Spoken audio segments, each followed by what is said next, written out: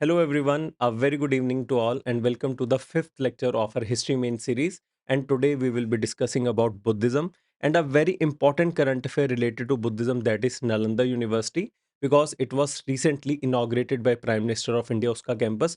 तो उस बारे में हम कॉम्प्रिहेंसिवली डिटेल में बात करेंगे. In case you are preparing for mains 2024 तो आपके लिए तो मस्ट वॉच लेक्चर है. बट इन केस आप 2025 के लिए भी तैयार कर रहे हैं तो Buddhism mains point of view से यहाँ पर तैयार किया गया है, तो उसको आप देख सकते हैं. Some of the students for having this problem कि नोट्स कहाँ से मिलेंगे, तो नोट्स आपको सारे इसी टेलीग्राम चैनल से मिलेंगे, चाहे कोई लेक्चर हो, चाहे आपके नोट्स हों. सिर्फ आपको इस टेलीग्राम चैनल को फॉलो करना है और दिन में एक बार देखना है. जितना भी हिस्ट्री के रिलेटेड कंटेंट है मैं यहीं पर डालता हूँ, तो आपको सब कुछ यहाँ से मिल जाएगा. नाउ मूविंग फॉरवर्ड, अगर हम पिछले 10 साल की बात करें बुद्धिज्म में से कितने क्वेश्चन पूछे गए हैं, तो बुद्धिज्म का जो डायरेक्ट क्वेश्चन है वो सिर्फ एक है और वो भी उसके आर्ट एंड आर्किटेक्चर में से है. क्वेश्चन है, early Buddhist stupa art while depicting folk motives and narratives successfully expounds Buddhist ideals and the directive is elucidate, मतलब कि इस बात को खोल के समझाइए.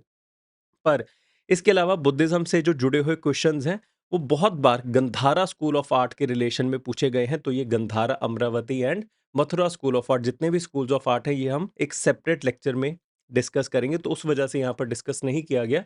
इसके अलावा बुद्धिज्म का पिछले 10 साल में कोई भी क्वेश्चन नहीं पूछा गया है. But I have identified some of the important key area जो आपको पता होना चाहिए, जो आप तैयार करके जाइए, जिनके ऊपर क्वेश्चन पूछा जा सकता है. तो उसी हिसाब से आज के इस लेक्चर को प्लान किया गया है. टोटल 4 टॉपिक्स के ऊपर हम डिस्कस करेंगे या फिर मैं आपको नोट्स प्रोवाइड करूंगा. The first one is the Buddhist art and architecture, कि उसके बारे में हम डिटेल में जानेंगे. स्तूपास के ऊपर स्पेसिफिक फोकस रखेंगे ताकि अगर कल को इससे मिलता जुलता कोई क्वेश्चन आया तो वो हमारा सॉल्व हो सके. Then relevance of Buddhist ideals in present day time period, ये क्वेश्चन बहुत रेपिडेडली देखने को मिलता है, ऑल्दो बुद्धिज्म में से नहीं पूछा गया. पर अगर ऐसा कोई क्वेश्चन है तो ये आपका फर्स्ट हैंड तैयार होना चाहिए, इसके लिए आप पेपर में नहीं सोच सकते. देन थर्ड नंबर के ऊपर हम नालंदा यूनिवर्सिटी के बारे में डिटेल में बात करेंगे, उसकी हिस्ट्री से लेके प्रेजेंट डे रेलेवेंस तक, कि अगर वो खुला है तो आज उसके मायने क्या हैं, आज उसकी सिग्निफिकेंस क्या होगी. And at the fourth place हम गंधारा स्कूल ऑफ आर्ट के बारे में बात करेंगे, but still it will be delivered in a separate lecture, क्योंकि मैं फिर कंप्रिहेंसिवली उस पोर्शन ऑफ कल्चर को कवर कर दूंगा, क्योंकि उसमें से बहुत बार क्वेश्चन पूछा गया है. वो आपको अगले लेक्चर में समझ में भी आ जाएगा. सबसे पहले अगर हम क्वेश्चन देखें, जो ये पीवाईक्यू पूछा गया था उसी के थ्रू हम अपने कंटेंट को समझने की कोशिश करेंगे और आपको अगले क्वेश्चंस के लिए भी तैयारी हो जाएगी. The question is with respect to Buddhist stupa art, कि वो किस तरह से हमारे को अपने जो फोक मोटिव्स हैं, कि जो हमारे लोकल कल्चर में मोटिव्स या फिर कुछ सिंबल्स चलते हैं उसको किस तरह से यहाँ पर यूज किया जाता है, और जो नरेटिव्स हैं वो स्तूपा आर्ट के थ्रू अच्छे से दिखाई जाती हैं. वाइल एक्सपाउंडिंग बुद्धिस्ट आइडियल्स, मतलब कि जो बुद्धिस्ट फिलॉसफी है, जो बुद्धिस्ट विचार हैं, उनको भी साथ में दिखाया जाता है इनके स्तूपा आर्ट के थ्रू. तो सबसे पहले आपको ये समझ होना चाहिए कि स्तूपा होता क्या है. स्तूपा आपके सामने ये एक तरह की आर्किटेक्चर बिल्डिंग है, जहाँ पर मान जैसे बुद्धिस्ट की अगर हम बात करें तो उनके जो गुरु हैं, जैसे हम अगर हम गौतम बुद्ध की बात करें तो उनके देहांत के बाद उनके जो बॉडी के अवशेष थे उनको यहाँ पर दबा के उसके ऊपर बिल्डिंग बनाई जाती थी, ताकि लोग इसको एक तरह के पिलग्रिमेज की तरह ले सकें. तो ये स्तूपास का जो पूरा कंसेप्ट है, तो ये इंडिया के अंदर शुरू से ही है. एंशिएंट हिस्ट्री की अगर हम बात करें तो हम इसको एज अ कमेमोरियल स्ट्रक्चर या फिर एक तरह के कोई डिग डाउन करने के लिए यूज़ करते थे. पर विद द टाइम लोगों ने इसको as a source of pilgrimage मानना शुरू कर दिया, तो लोग यहाँ पर जाके माथा टेकने जाते थे. तो उस तरह से स्तूपा की डेवलपमेंट हुई. ये पहले सिर्फ एक मोन्यूमेंटल स्ट्रक्चर था, पर विद द टाइम ये रिलीजियस स्ट्रक्चर के अंदर भी बदल गया.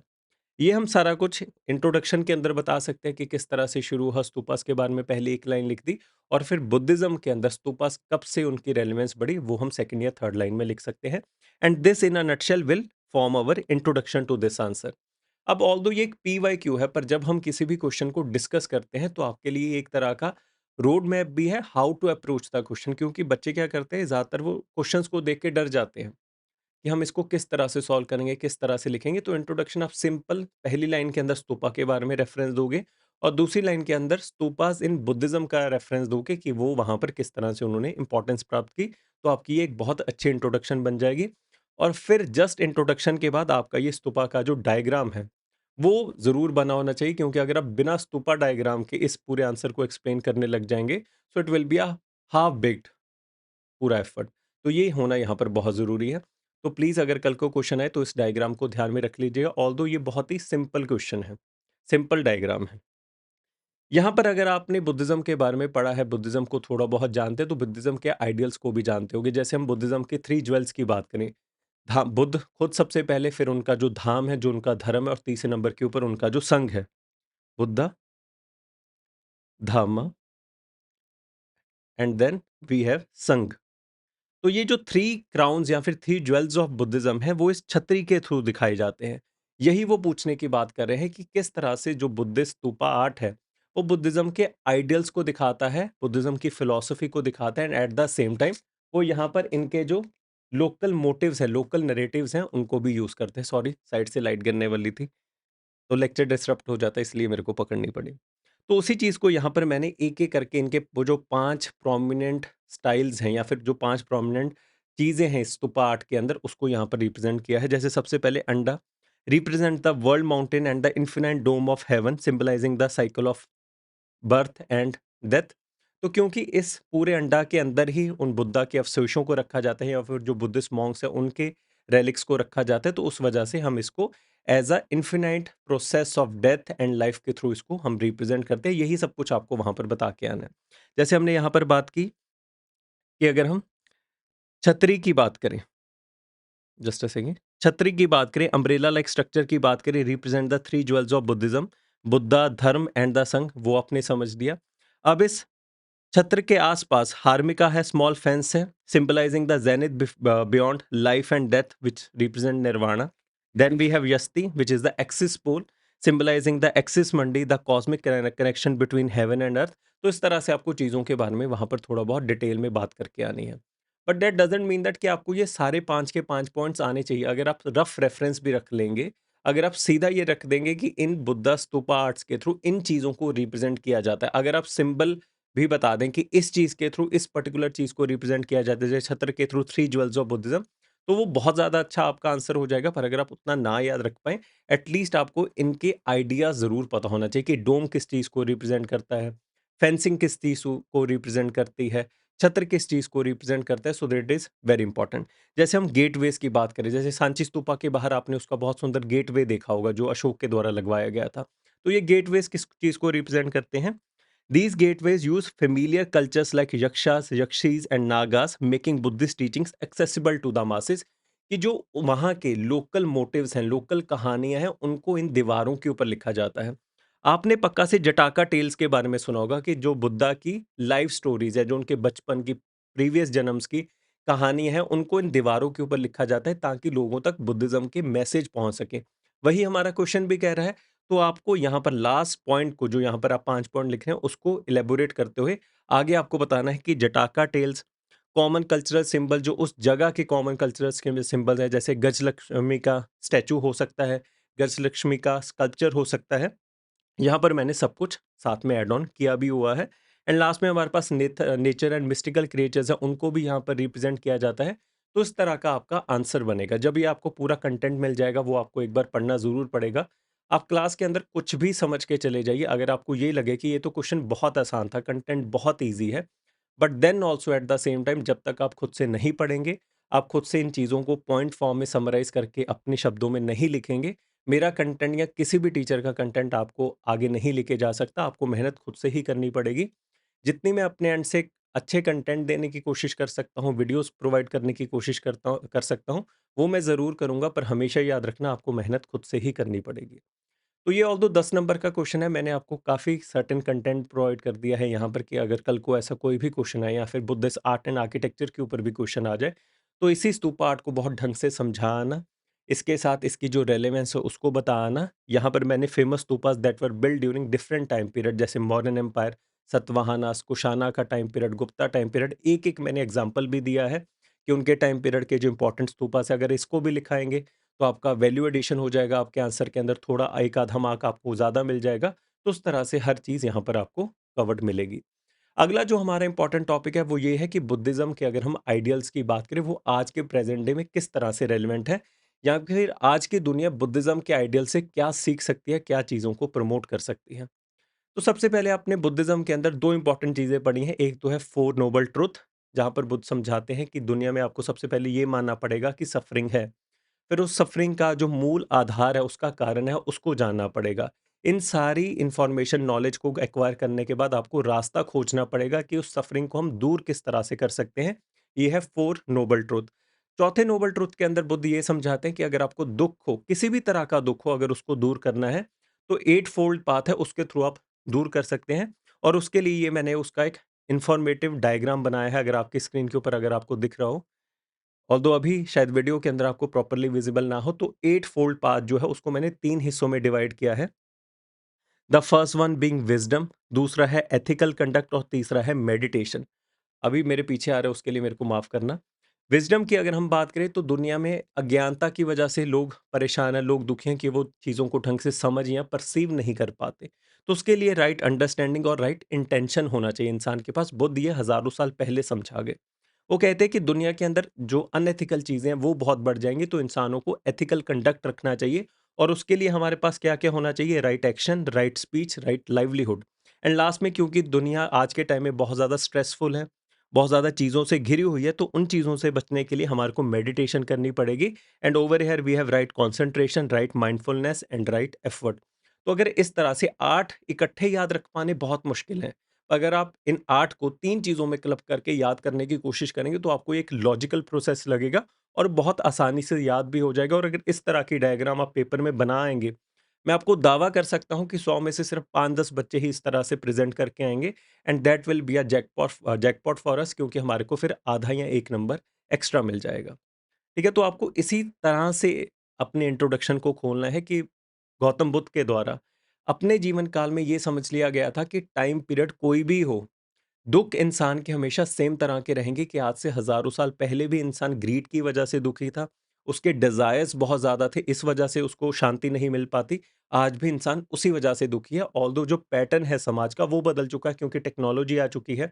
तो जो लेवल ऑफ स्ट्रेस है वो शायद और एम्प्लीफाई हो चुका है, making Buddhist ideals, Buddhist philosophy more acceptable and more suitable to the present day time period, क्योंकि अब इसकी बहुत ज़्यादा ज़रूरत है।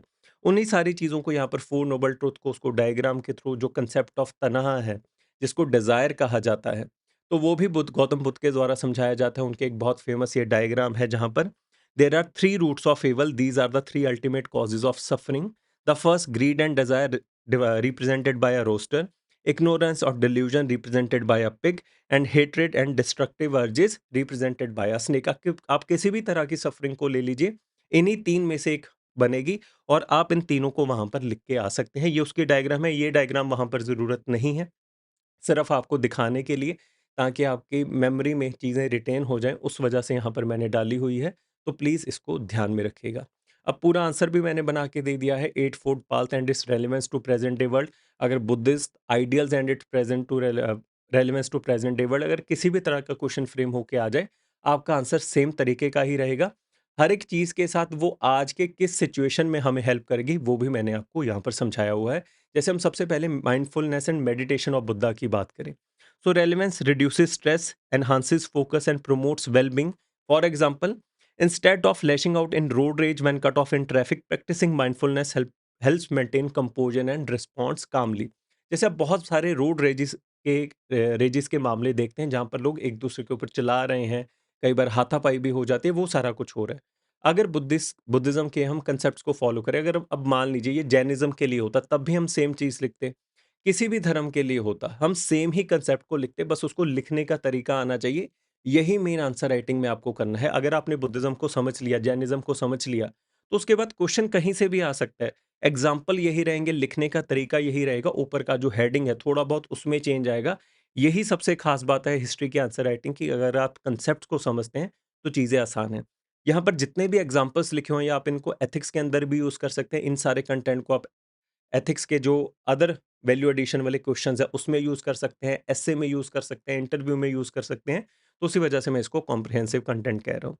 फोर नोबल ट्रुथ की बात करें, offers a framework for understanding and overcoming suffering. For example, letting go of resentment towards a colleague who received a promotion you wanted instead of harboring jealousy and acting coldly। Eightfold path, इसकी relevance क्या है? Being truthful about your qualification during a job interview rather than exaggerating your skills। Then we have compassion and loving kindness, जो मता कहा जाता है या फिर मेटा कहा जाता है बुद्धिज्म के अंदर। For example, supporting a coworker वो is being unfairly criticise instead of joining और इग्नोरिंग द सिचुएशन। यहाँ पर आप सिविल सर्वेंट्स के लिए भी ये कह सकते हैं, अभी जो रिसेंटली हमारा ओल्ड राजेंद्र नगर का मुद्दा चल रहा है, जहाँ पर बच्चों को काफ़ी ज़्यादा एक्सप्लॉइट किया गया है या फिर कुछ बच्चों की जान भी गई है due to the irregularities in the working conditions of the MCD. तो उसमें आप बात कर सकते हैं कि जो अगर हर एक इंसान अपना कंपैशन दिखाए कि किसी की जान जा सकती है मेरी इस ग्रीड की वजह से या फिर मेरी इरेगुलरिटीज़ की वजह से, वो भी आप साथ में एग्जांपल डाल सकते हैं। Then donating clothes and items you no longer need, ये किसका एग्जांपल होगा? Non attachment and letting go, कि हम जो इतना सारी चीज़ों को इकट्ठा कर लेते हैं, भरते रहते हैं अपने अंदर कि कोई भी चीज़ हमसे छूट ना जाए, जबकि पीछे कोई भी चीज़ पड़ी हो, हमारे को उसके बारे में अंदाज़ा नहीं है। तो मिनिमलिज्म की जो अप्रोच है, जो बुद्धिज़्म के अंदर बताई गई है, उसको आप यहाँ पर दर्शा सकते हैं। इंटरकनेक्टेडनेस, जिसको बहुत फेमसली प्रतिसंपदा भी कहा जाता है, इसके अंदर आप एग्जांपल दे सकते हैं। Choosing to reduce plastic waste and participate in community cleanup efforts to protect the local environment. Then we have ethical conduct, जिसको सिला कहा जाता है, ये बहुत फेमस बुद्धिज्म का कंसेप्ट है। For example returning extra change given by mistake at a store instead of keeping it. तो एथिकल कंडक्ट के बारे में बताता है, आप किसी भी तरह का एग्जाम्पल ले सकते हैं। ये जो एग्जाम्पल्स हैं, ये आपको डायरेक्शन देने के लिए हैं, अगर आप इनको यूज़ करना चाहते हैं करिए। पर अगर बहुत अच्छा होगा कि अगर आप अपना आंसर एग्जाम्पल बना पाएँ, तो वो आपके साथ हमेशा रहेगा फिर। Then at last we have impermanence और anicca. Avoid its in example embracing new technologies at work instead of resisting and complaining about the updates. कि जैसे आपने बहुत सारे पुराने लोग देखे होंगे जो शायद बहुत अवर्स हैं कि हम कंप्यूटर्स या फिर सोशल मीडिया को नहीं चलाएँगे, बिकॉज़ वो ये हमारे ज़माने की चीज़ें नहीं हैं। तो अगर आप चीज़ों को एक्सेप्ट करने की आदत डालने की, वो ज़िंदगी की किसी भी तरह की सिचुएशन हो, चाहे टेक्नोलॉजी अपग्रेड है। मान लीजिए आप आज के टाइम में जिन भी लोगों को पता है कि ये टेक्नोलॉजी अपग्रेड हो रही है, हमारे को चैट जीपीटी सीखना ही पड़ेगा, टेक्नोलॉजी के साथ मूव करना पड़ेगा, हम आउटडेट नहीं हो सकते। अगर आप हर रोज़ सीखते जाओगे तो आप बाकी लाखों करोड़ों लोगों से खुद ब खुद आगे हो जाओगे, क्योंकि आप में एक्सेप्टेंस है कि मैं पीछे वाली दुनिया में नहीं रह सकता, टाइम के साथ मूव करना पड़ेगा। ये सारे बुद्धिज़्म के कांसेप्ट्स हैं और वो हमारी आम ज़िंदगी के भी सेम ही कांसेप्ट है, तो किसी भी धर्म का कुछ भी क्वेश्चन आ जाए, कांसेप्ट यही हमेशा सेम रहेंगे, क्योंकि धर्म हमेशा सेम कांसेप्ट्स के ऊपर ही बात करते हैं, बस उन कांसेप्ट्स के नाम अलग-अलग हैं इन धर्मों के अंदर। तो आई होप कि आपको आइडिया समझ में आया होगा कि चीज़ों को अप्रोच किस तरह से करना है। अगर इस तरह से अप्रोच करेंगे, इन सारे एग्जांपल्स को साथ में ऐड ऑन करेंगे, तो आपको पक्का से नंबर आएँगे। ये नहीं हो सकता आपके नंबर ना आएँ। हाँ, स्ट्रक्चर और प्रेज़ेंटेशन आपकी थोड़ी बहुत अच्छी ज़रूर होनी चाहिए। देन मूविंग फॉरवर्ड, जो अगला हमारा इंपॉर्टेंट टॉपिक है, वो है नालंदा यूनिवर्सिटी। अब नालंदा यूनिवर्सिटी आपने गुप्ता एम्पायर के दौरान पढ़ा था। गुप्ता एम्पायर को golden age of Indian history कहा जाता है। हमने लास्ट लेक्चर में इसके ऊपर पूरी डिबेट की थी। Gupta architecture, Gupta golden age, उनके कल्चर, हर एक चीज़ हमने डिस्कस की है। साइंस एंड टेक्नोलॉजी, लिटरेचर, अगर आपने वो लेक्चर नहीं देखा, बहुत मेहनत से, बहुत हर एक चीज़ मैं खुद से बनाता हूँ। सो आई होप कि अगर आप सीरियस कैंडिडेट हैं, प्लीज़ उसको जाके एक बार चेकआउट कीजिए। आपको मेहनत भी दिखेगी और क्वालिटी कंटेंट भी आपको ज़रूर देखने को मिलेगा। अगर हम coming back to the Nalanda university की बात करें, तो गुप्ता टाइम पीरियड के दौरान बनाया गया था। आपको कमेंट सेक्शन में बताना है कि किसके द्वारा बनाया गया था नालंदा यूनिवर्सिटी को, कि एटलीस्ट आपको प्रीलिम्स आपने दिया होगा, आपको इतना पता होना चाहिए। तो नालंदा यूनिवर्सिटी बख्तियार खिलजी के दौरान 12वीं सदी के दौरान इसको कहा जाता है डिस्ट्रॉय कर दिया गया था। ऑल्दो वो भी एक डिबेटेड चीज़ है कि क्या उसने सच में डिस्ट्रॉय किया था या नहीं, हम उसमें नहीं जाएंगे। पर हमारा जो मेजर फोकस है वो है कि इंडियन यूनिवर्सिटी को क्योंकि अब दोबारा से लाइमलाइट मिली है, दोबारा से इसको, इसके जो बड़े कैंपस को इनॉग्रेट किया जाया गया है, तो उस वजह से क्वेश्चन पूछा जा सकता है। यहाँ तो हिस्ट्री ऑफ नालंदा यूनिवर्सिटी के ऊपर वो मैंने यहाँ पर डिस्कस किया है, and at the same time ये जब यूनिवर्सिटी खुली है, उसका हमारे इंडिया के लिए क्या रेलेवेंस हो सकता है, क्या इंपॉर्टेंस हो सकती है, उसको भी यहाँ पर डिटेल में डिस्कस किया है। सबसे पहले ये समझो कि जब 2014 में पहला बैच खुला था इस नालंदा यूनिवर्सिटी का, अगर सबसे पहले हम ये बात कर लें, शायद आपको ये लग रहा हो कि अब ये पहली बार खुली है दोबारा से, तो ऐसा नहीं है। 2014 में इसमें पहला बैच एनरोल कर लिया गया था। 2010 में नालंदा यूनिवर्सिटी एक्ट पास किया गया था इंडियन पार्लियामेंट के द्वारा। फिर उसके बाद इसका जो पूरा प्रोसेस है शुरू हुआ। इसका जो आइडिया है वो 2006 में प्रपोज किया गया था हमारे ex president APJ Abdul Kalam जी के द्वारा। तो ये सारा कुछ आपको थोड़ा बहुत पता होना चाहिए कि कल को टाइमलाइन आ जाए। मुश्किल चीज़ें नहीं है ये, अगर आपने एक बार सुन लिया, अगर आपने ये सुन लिया कि एपीजे अब्दुल कलाम ने इस आइडिया को प्रपोज किया 2006 में, 2010 में पार्लियामेंट ने एक्शन लिया और इस एक्ट को पास किया, नालंदा यूनिवर्सिटी एक्ट। 2014 में पहला बैच इसका खोला गया जहां पर बच्चों को पढ़ाया गया। 2017 में पहला इनके जो पासिंग आउट सेरेमनी हुई। फिर अल्टीमेटली 2017 से इसका जो कंस्ट्रक्शन का काम है वो शुरू हुआ था नए कैंपस का, और 2024 में ये कैंपस बन के खत्म हो गया है और उसको इनॉग्रेट किया गया है हमारे प्राइम मिनिस्टर के द्वारा। ये मॉडर्न टाइमलाइन है नालंदा यूनिवर्सिटी की, कब उसको रीडिस्कवर किया गया। ये चाहे आप रीडिस्कवरी रहने दीजिए कि ब्रिटिशर्स के टाइम कब हमने खोजा था कि हमारी ये नालंदा यूनिवर्सिटी थी, पर ये सारा कुछ आपको फिर भी थोड़ा बहुत पता होना चाहिए। And at the same time इस पूरे कैंपस की सबसे खास बात क्या है, ये जो कैंपस बनाया गया है वो नेट जीरो ग्रीन कैंपस है, और ये हमारे इंडिया का पहला ऐसा कैंपस होगा, एजुकेशनल इंस्टीट्यूट, जो कोई भी कार्बन एमिशन नहीं कर रहा। और इफेक्टिवली कोई भी का क्या मतलब है कि जितना ये ऑफसेट करता है, जितना प्रोड्यूस करता है, वो बैलेंस हो जाएगा। इस वजह से नेट जीरो है ये ग्रीन कैंपस। तो ये एक चीज आपको पक्का से पता होनी चाहिए। अब 2014 में मैंने आपको बताया कि इसका पहला बैच खोला गया था, तो उस 2014 का ये पीवाईक्यू है, उसको एक बार देखिए तो उससे शायद आपको अंदाजा लग जाएगा कि हम इस क्वेश्चन को इतनी डिटेल में क्यों डिस्कस कर रहे हैं, नालंदा यूनिवर्सिटी को स्पेसिफिकली। उस 2014 साल का क्वेश्चन क्या है? Takshashila university was one of the oldest universities of the world which were associated with a number of renowned learned personalities of different disciplines. Its strategic location caused its fame to flourish, but unlike Nalanda, it is not considered as a university in the modern sense. Discuss. अब बहुत मुश्किल question है ये कि आपको सिर्फ नालंदा के बारे में नहीं बताना, आपको ये बताना है कि तक्षशिला जो इतनी बड़ी यूनिवर्सिटी थी, जहाँ से कौटिल्य पढ़े हैं, कौटिल्य वहाँ के गुरु भी रहे हैं। तो कौटिल्य ने जिस यूनिवर्सिटी से पढ़ा वो बहुत बड़ी थी, वहाँ पर बहुत बड़े-बड़े लोगों ने पढ़ा और पढ़ाया, पर वो नालंदा की तरह बहुत फेमस नहीं हुई, बहुत फ्लरिश नहीं हुई। इसके क्या कारण थे और वो क्यों हम मॉडर्न यूनिवर्सिटी की तरह उसको एक यूनिवर्सिटी नहीं मानते? डिस्कस। तो बच्चा कहेगा कि इतना तो मैं कैसे पढ़ के आ सकता हूँ, ये बहुत बुनियादी चीज़ है, पर इन ऐसे क्वेश्चंस को भी आप किस तरह से टैकल कर सकते हो, तो एक बार कंटेंट पढ़ लीजिए। इसी वजह से मैं कह रहा हूँ कि शायद इस बार नालंदा बहुत इंपॉर्टेंट मुद्दा हो सकता है हमारे पेपर के लिए, तो हमें बहुत ढंग से तैयार करना पड़ेगा। सबसे पहले, who are the famous personalities that were associated with Takshashila? Kautilya, Panini जिन्होंने संस्कृत की ग्रामर लिखी, चरक एंड जीवका। तो ये चार पर्सनैलिटीज की हमने बात कर ली। Now what is basically the difference in structure and organisation Nalanda versus Takshashila की बात करें, उससे आपको आंसर समझ में आ जाएगा कि ये इसमें लिख के आना था।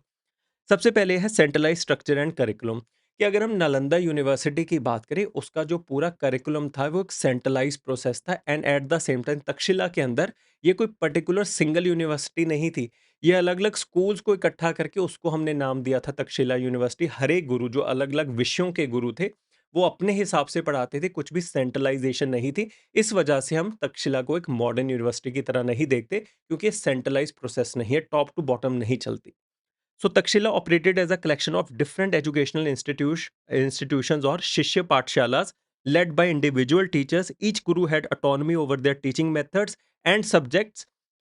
There was no centralized administration, standardized curriculum और formal degrees. ये सबसे पहला हमारा important point। अगर हम नालंदा की बात करें, आपकी स्क्रीन के ऊपर नहीं दिख रहा होगा, so it functioned as a formal university with clear organizational structure, defined courses and academic departments. It had centralized as administration and a centralized standardized curriculum. अब ये जितने भी पॉइंट्स मैंने इसके अंदर नालंदा के लिए प्रोवाइड किए हैं, उसके करिकुलम को लेके, उसके अप्रोच को लेके, हर एक चीज़ अगर कल को नालंदा का क्वेश्चन है तो वहाँ पर सेम ही लिख के आओगे। यहाँ पर ऑल्दो हम तक्षशिला के साथ उसका कंपैरिजन की बात कर रहे हैं, पर ये नालंदा के लिए खुद में तो सब सब कुछ सही पॉइंट है कि उसका सेंट्रलाइज़ अप्रोच है, एक प्रॉपर करिकुलम है, डिग्री दी जाती है, तो उस वजह से हम इसको एक मॉडर्न यूनिवर्सिटी कहते हैं एंशिएंट हिस्ट्री की। अगर हम इंफ्रास्ट्रक्चर एंड फैसिलिटीज़ की बात करें, so Takshila lacked formal infrastructure such as lecture hall, dormitories, and a central library, while at the same time Nalanda boasted spacious classrooms, extensive libraries, dormitories for students, and living quarters for teachers, reflecting a more modern university setup, जो question की demand है main. अब जैसे आपने सुना होगा कि जो बख्तियार खिलजी के बारे में कहा जाता है कि उसने नालंदा को डिस्ट्रॉय किया था, तो उसके साथ क्या कहा जाता है कि जब उसने इसको डिस्ट्रॉय किया तो उसकी लाइब्रेरी को आग लगा दी गई थी, और वो आग लगभग कुछ महीनों के लिए जलती रही थी, क्योंकि उसके पास उस लाइब्रेरी के अंदर इतनी ज़्यादा किताबें थीं कि वो बुद्धिज़्म लिटरेचर का, उसकी आइडियोलॉजी का सबसे बड़ा संग्रह था। तो ये पॉइंट्स भी आप साथ में लिख सकते हैं, पर उसके लिए आपको समझ होनी चाहिए कि चीज़ों को लिखना किस तरह से है। पर नालंदा के जितने भी पॉइंट्स हैं, ये आपको सारे ध्यान में रखने हैं। ये मत कहना कल को कि नालंदा के लिए हमने अलग से मैंने जो नोट्स हैं या कंटेंट प्रोवाइड नहीं किया। इतनी आपको खुद से मेहनत करनी पड़ेगी कि इससे आप कंटेंट के पॉइंट्स निकाल लो। देन अगर हम एजुकेशनल अप्रोच की बात करें, तो तक्षशिला के अंदर जो प्रैक्टिकल थ्योरी के साथ-साथ प्रैक्टिकल नॉलेज के ऊपर बहुत ज़्यादा फ़ोकस किया जाता था। वहाँ पर आपकी अप्रेंटिसशिप लगती थी गुरुज़ के नीचे, मतलब कि आपकी एक तरह की ट्रेनिंग लग रही है और वहाँ पर आप ट्रेनिंग के थ्रू सीखते थे। तो वो उस तरह का मॉडल था, जो गांधीयन मॉडल भी हम जिसको कह सकते हैं। पर अगर हम नालंदा की बात करें, वहाँ पर ऐसा कुछ नहीं था।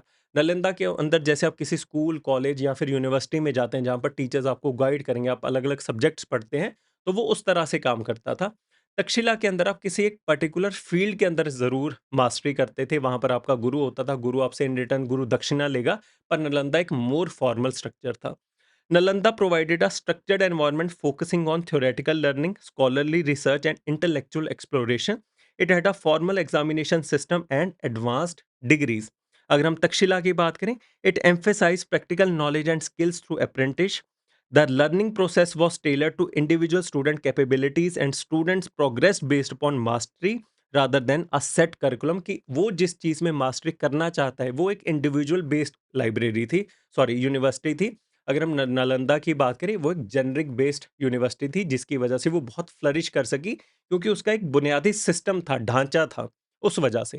चौथा, अगर हम एसोसिएशन विद रिलीजन की बात करें, तक्षशिला की अगर हम बात करें, तो वो एक सेंटर था बुद्धिस्ट लर्निंग का, उनके लिए वो स्पेसिफिकली ज़्यादा इंपॉर्टेंट था। पर अगर हम नालंदा की बात करें, अगेन इसको बुद्धिज्म को ध्यान में रखते हुए उसको ही मेजरली प्रमोट किया जाता था, but at the same time यहाँ पर हर चीज़ की स्टडी होती थी, जैसे आयुर्वेदा, हेल्थ, मेडिसिन, फिलॉसफी, अलग-अलग धर्मों की फिलॉसफी, तो उस वजह से इसका एक सेक्युलर अप्रोच था, इस वजह से भी ये ज़्यादा फ्लरिश कर सका। तो यहाँ पर मैंने वही चीज़ फिर समराइज़ करते हुए लिखी है। इसके अंदर जितने भी नालंदा के पॉइंट्स हैं, वो आप पक्का से ध्यान में रख लेना। अब आइए दोबारा से नालंदा यूनिवर्सिटी के ऊपर वापस चलते हैं। टाइमलाइन की बात करें, तो फाउंडर कुमारगुप्त, जो मैंने आपसे क्वेश्चन पूछा था, थ्राइव्ड अंडर द पाला डायनेस्टी, जब इन यहाँ पर रूल किया 8 से लेके 9वीं सदी तक, and in the year of 1190s, 12वीं सदी के लास्ट में इसको डिस्ट्रॉय कर दिया गया। अब जैसे तक्षशिला के बारे में उन्होंने पूछा है, इससे कौन-सी फेमस पर्सनैलिटीज़ एसोसिएटेड थी, तो उसी तरह से अगर हम यहाँ पर बात करें, तो सबसे पहले हमारे पास आर्यभट्ट है। आर्यभट्टा का नाम आपने पक्का से सुना होगा, ज़ीरो डिस्कवर किया, डेसिमल सिस्टम उनके द्वारा दिया गया। जो सन और अर्थ के बीच में जो distance and at the same time rotation revolution का कंसेप्ट उनके द्वारा दिया गया, तो आर्यभट्टा ने कुछ टाइम के लिए यहाँ पर पढ़ाया भी था, so he was a teacher here.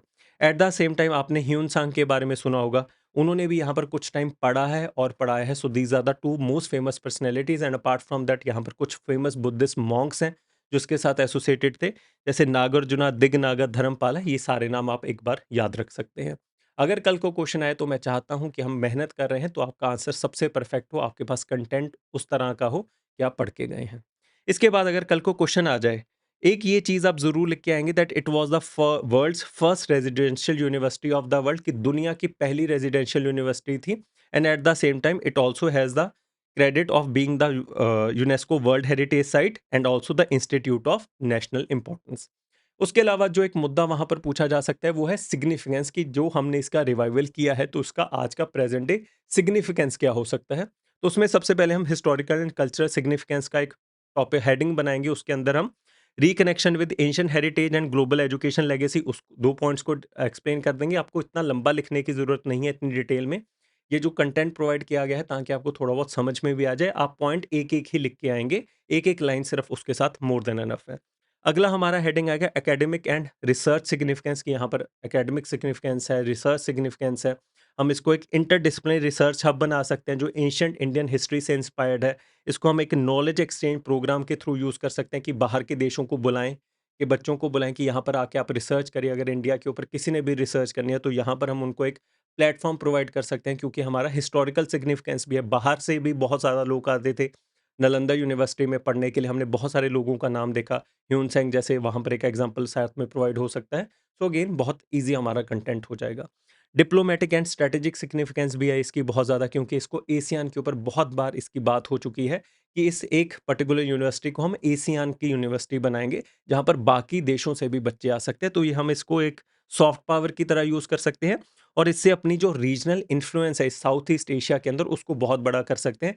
जैसे इंग्लैंड के पास, यूनाइटेड किंगडम के पास ऑक्सफोर्ड है, अलग-अलग देशों के पास अपनी-अपनी इंपॉर्टेंट यूनिवर्सिटीज़ हैं। तो यहाँ पर हम अपने इंडियन यूनिवर्सिटी को, जो कल्चर को भी सिग्निफाई करती है, वो हमारे रीजनल इन्फ्लुएंस को बिल्ड करने में बहुत ज़्यादा मदद करेगी।